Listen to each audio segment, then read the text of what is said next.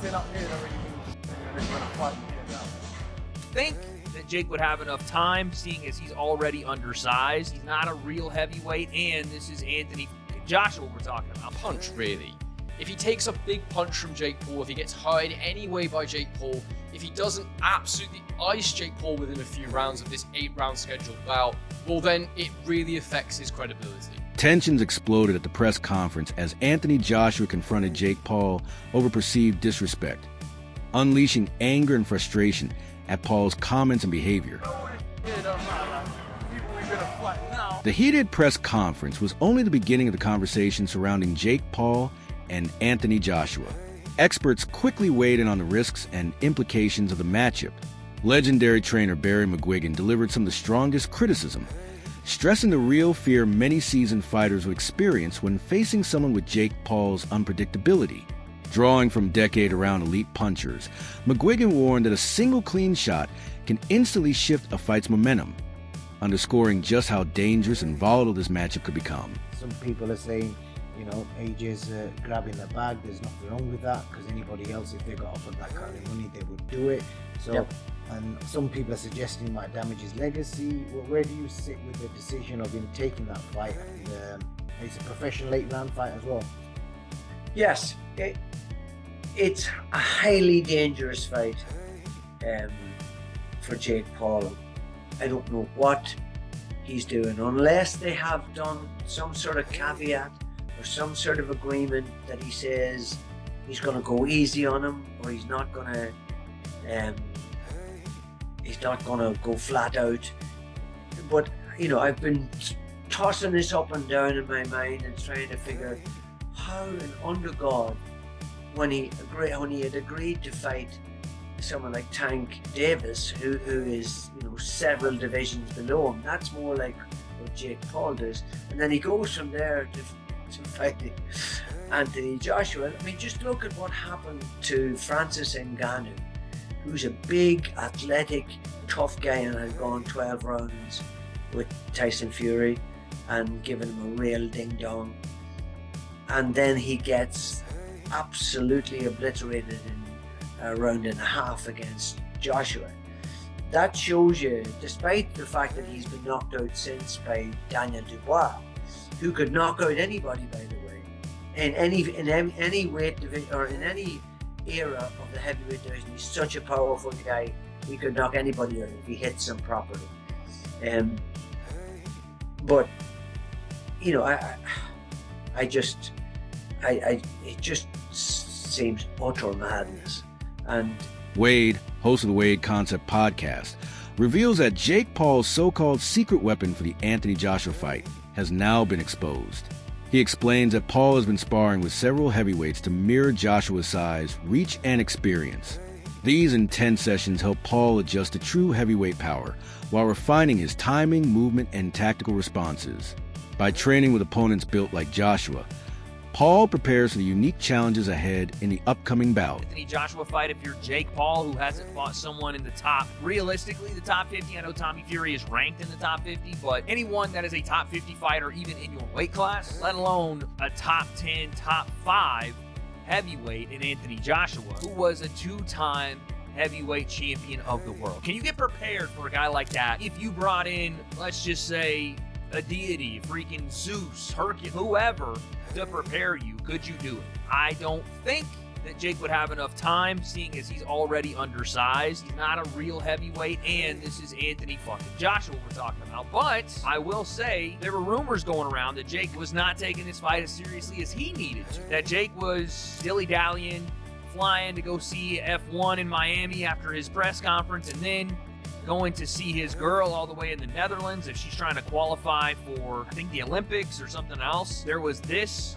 post from his girlfriend. I don't know if, again, this was in the Netherlands or where it was at. Or maybe this is an old picture, but Jake flying around the world when he has a fight in about 4 weeks is probably not the greatest look, and it doesn't seem to make it look like he's taking it as serious as he needs to, locked away in the gyms of Puerto Rico. Now, again, that could have been a different picture. That could have been something else, but that's pretty shocking to see. With that being said, I want to push back on that because I do think Jake is taking this as seriously as he absolutely needs to, because this is not only the toughest fight of his career, it's the most dangerous to the longevity of his career, to his health and well-being. And so to do something like that, you need to bring in the best help possible to get ready. We already heard that Jake Paul was preparing for Anthony Joshua by sparring the guy that Anthony Joshua was about to fight in Cassius Chaney, this gentleman right here, who was 24-3 from B-More, aka the DMV, and apparently is a top 100 heavyweight, even though it doesn't say he's actually a top 100 heavyweight. That was what he was being marketed at. Spencer Oliver,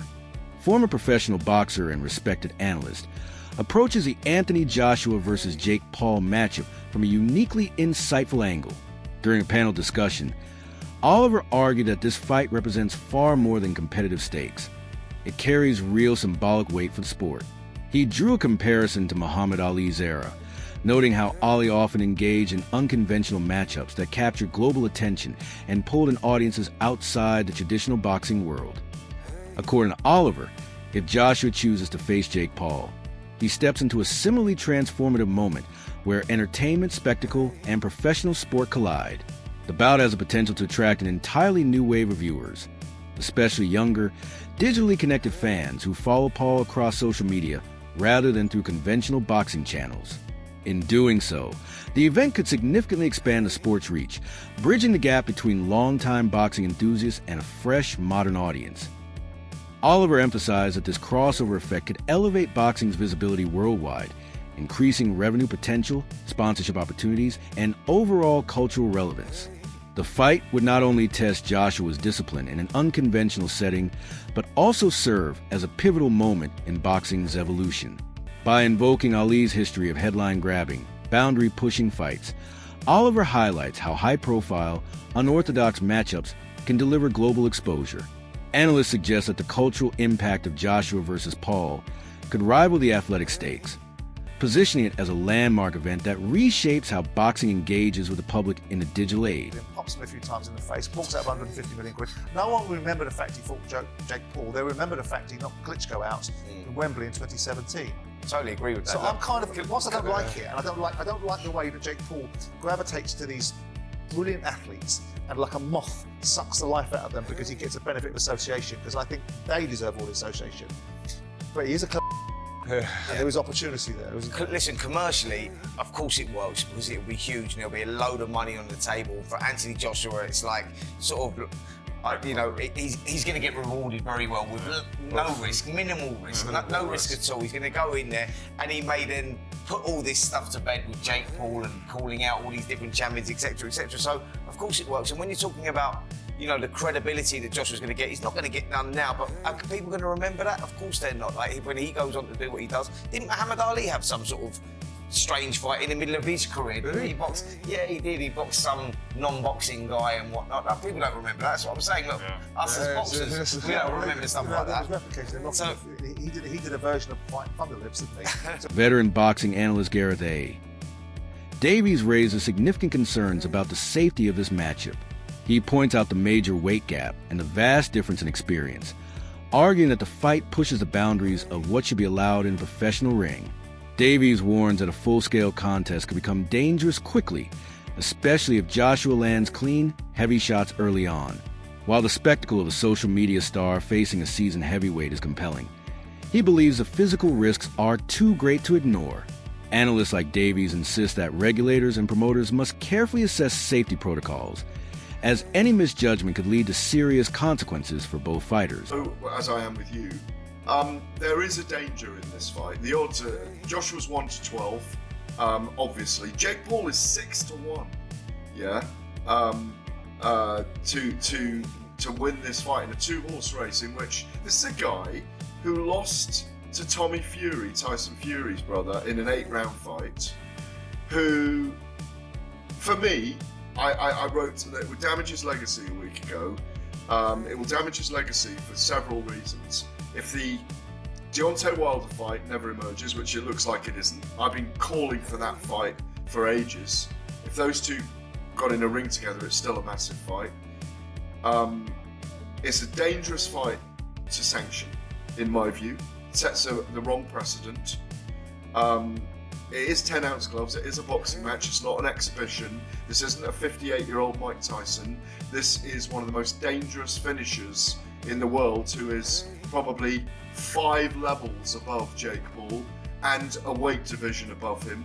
I think it's irresponsible to let those two in a ring together in a proper boxing match. That's my view.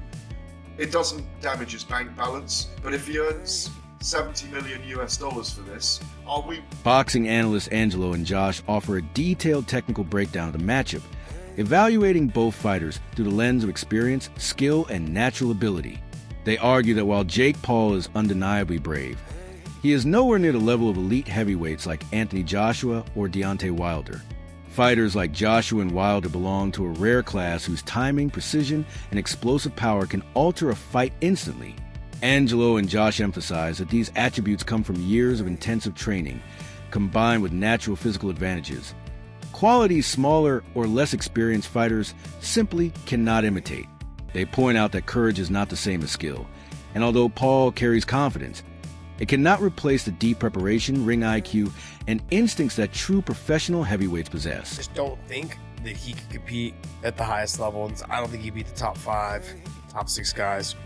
But that in that weight class is where he'd be at, like say 180, 188 or 189, somewhere around there is where he'd probably compete. There's not a lot of talent there though, so he might be pretty good in those weight classes. Him competing in the heavyweight division against like Deontay Wilder or Anthony Joshua or anybody else, no, he gets annihilated. I'm very surprised he signed this fight. I was shocked he signed this fight. I texted my buddy Bo, because Bo follows boxing really well, and I texted him. I was like, dude, we might see a death.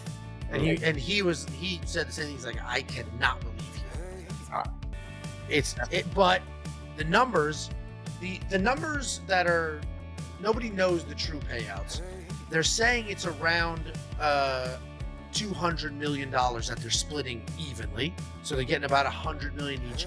He said that it was $267 million.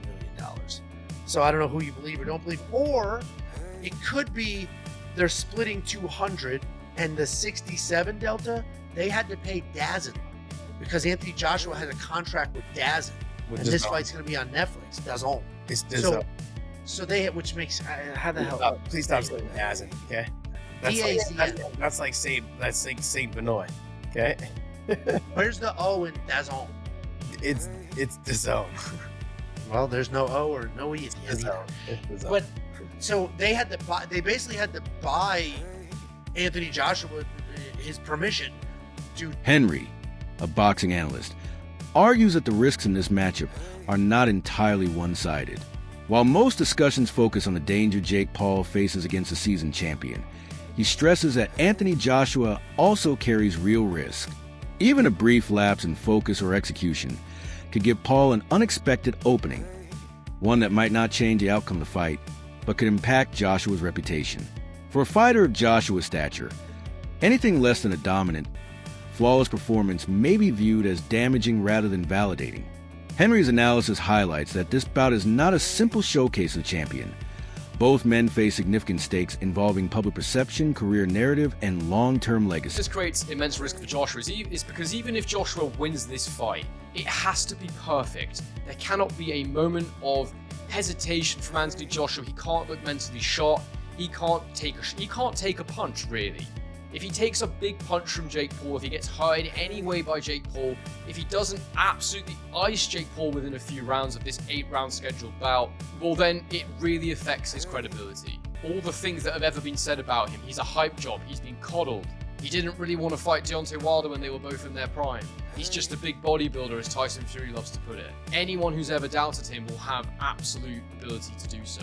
And so the fact that this is actually a sanctioned fight, it tells me that Anthony Joshua cannot be going in there, or will not go in there and try to carry Jake Paul. Otherwise, it might as well just be an exhibition. If he does go in there and carry Jake Paul, my fear for him is that most people will not be aware that that's what he's doing. Reputationally, it would just cause serious damage. And like I say, I think the only way he comes out of this unscathed, reputationally, is by going in there and securing a clean knockout. Anthony Joshua can't do anything to boost how people view him as a boxer in this fight. All it can do is damage him, unless he's punch perfect. He's fighting someone who, realistically has nothing to lose and absolutely everything to gain. And that in itself can be dangerous, it can be risky. And given that Jake Paul has achieved so little, given that Anthony Joshua wants to remain relevant and credible, so it seems, because he has a couple of potentially big fights left, especially against Tyson Fury, why is he doing this? He doesn't want to jeopardize that, surely. Well, I can tell you exactly how I think he has rationalized this in his mind. The first thing is that he's going to get paid an absolute shed load of money. Around 50 million is what we're hearing. I've heard 50 million pounds, 50 million USD, but whatever happens, it's a significant amount of cash. Possibly will be one of his highest ever career paydays, possibly similar to what he'd make for a Tyson Fury fight. But for what? Like 1% of the risk? I don't know how to put it. Promoter Eddie Hearn outlines the strategic and financial angles behind the proposed fight, explaining why the offer presented to Anthony Joshua is hard to turn down.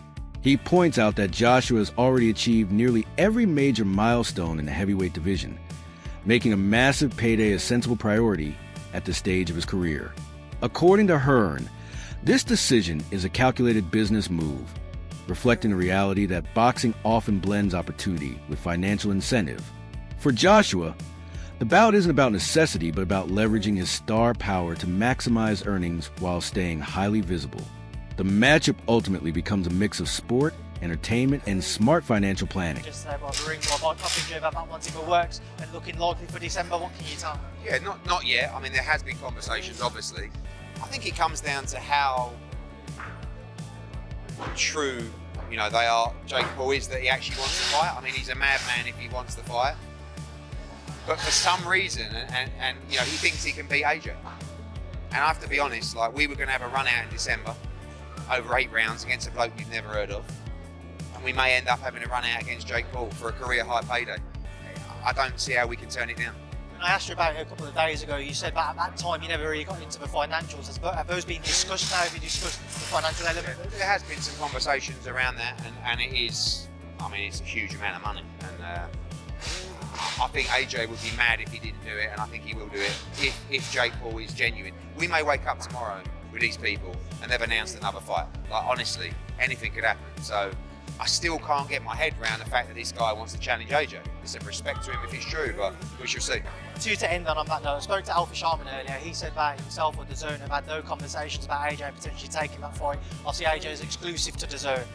What's the situation with regards to that? Because I know everybody. Apparently the fight's done. Obviously, it's not done because those conversations have to take place. I'm very confident that I can have some positive conversations with DAZN. Obviously, we'll be on a clock, but it's 50-50.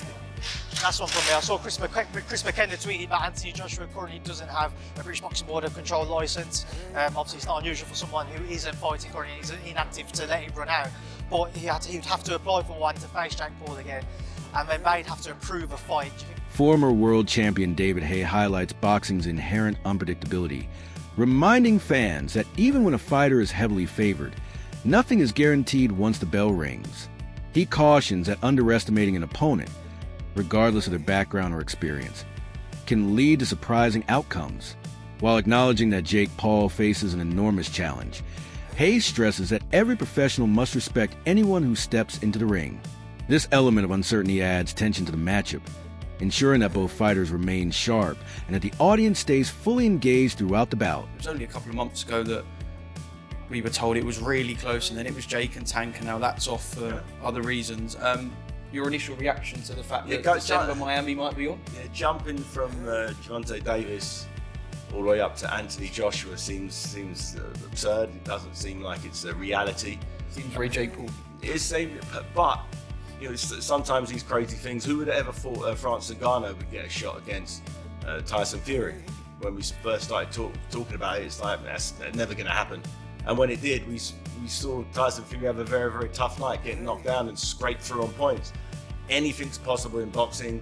I think the chances of Jake Paul beating Anthony Joshua, I don't know, he's got a very, very low chance. I can't see any way that Jake Paul can win a boxing match with 10, 12-ounce gloves on with Anthony Joshua. Anthony Joshua, world champion, silver medalist, Olympic gold medalist, 2-time heavyweight champion.